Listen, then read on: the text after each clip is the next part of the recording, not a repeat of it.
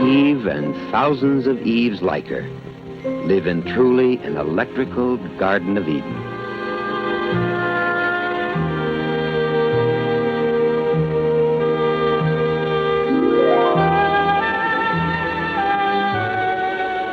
A growing garden spanning with quick and abundant power the whole of New England.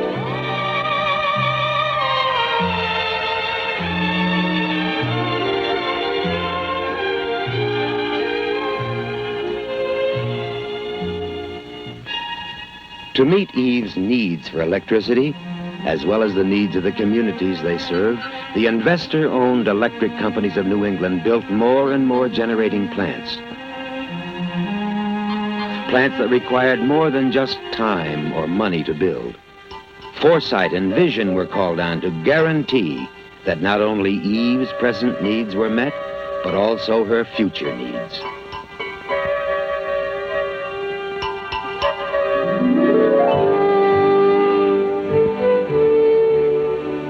This film will show you what 11 of those companies are doing today to meet Eve's, yours, and of course New England's electric needs of tomorrow.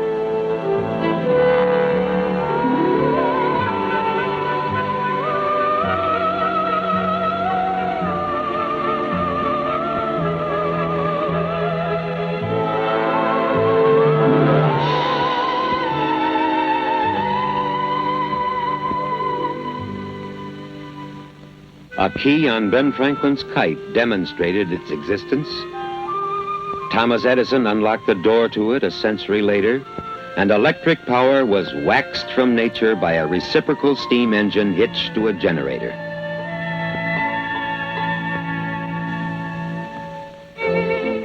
And before long, the Eves of the day put it to use.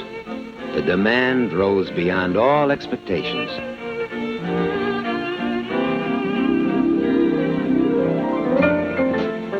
By 1930, the peak demand had grown to 1,200,000 kilowatts in New England.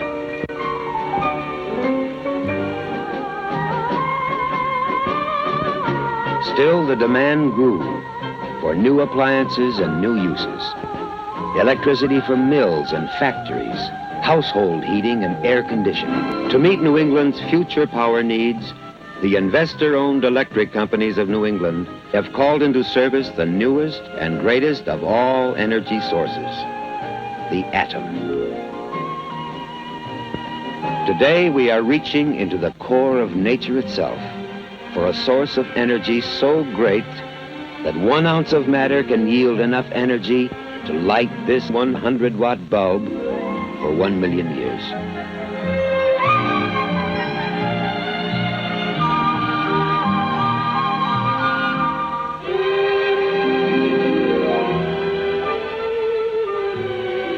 Productive use of nuclear power, like the use of all great new things being developed in the United States, depends upon people recognizing a need for it.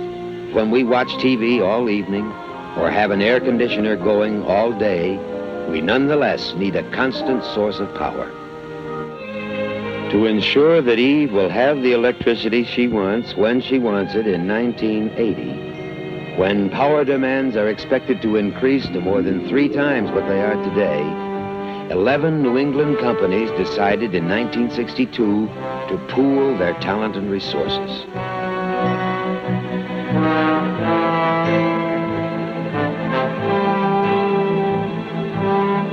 Their common purpose?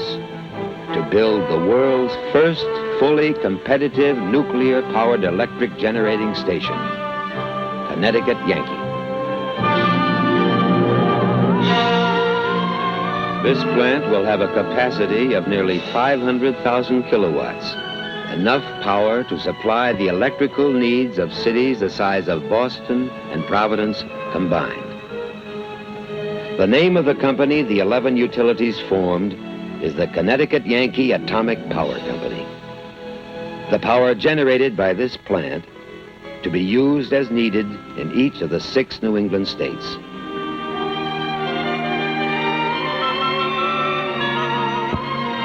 The location of the plant? Haddam Neck, Connecticut. Located here, on the banks of the Connecticut River.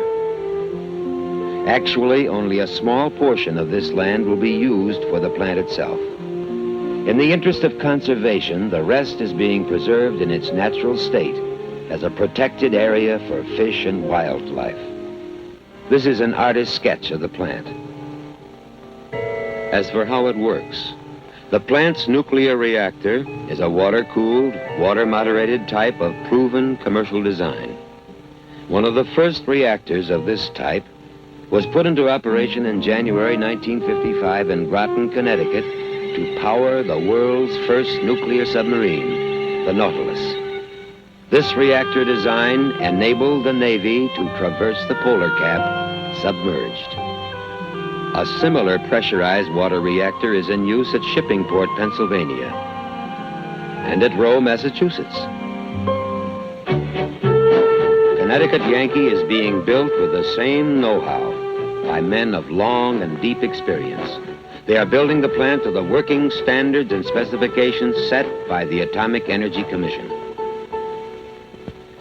Every step along the way, measures will be taken to guarantee that our plant at Connecticut Yankee contributes to the beneficial and harmonious development of the Connecticut Valley. Checks and double checks will be made by the Atomic Energy Commission and by our own staffs during every phase of planning and construction. A continuing study will be made of the plant and its relation to the river and the environment of the valley, not only before the plant goes into operation, but during the initial phases of operation and afterward. In addition, every effort is being made by all of us at Connecticut Yankee to preserve the site and its scenic location along the Connecticut River for present and for future generations. The Haddam Neck site will be artfully landscaped so that the buildings harmonize with its wooded background. Even the colors chosen for the structure were selected from the natural hues of the Connecticut Valley. And notice how the colors chosen harmonize with the landscape and recall the New England tradition. The porcelain siding is white, suggestive of the painted, clapboard structures of the valley. The brick is a deep earthen brown, which in clean, sharp contrast with the white wall underscores the impression of permanence and dignity. To preserve the best of the old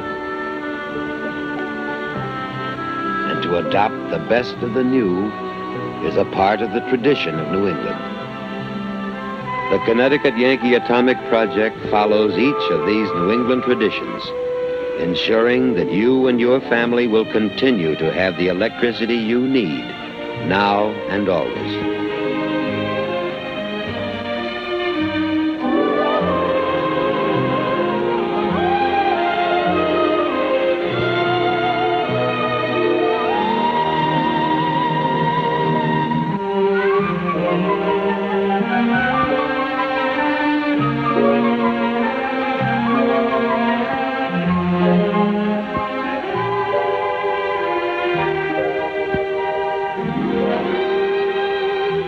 And as yours and Eve's needs increase, the investor-owned electric companies that gave you Connecticut Yankee will investigate even further the most modern concepts of the day to guarantee you efficient, low-cost electric power, regardless of where you live in New England.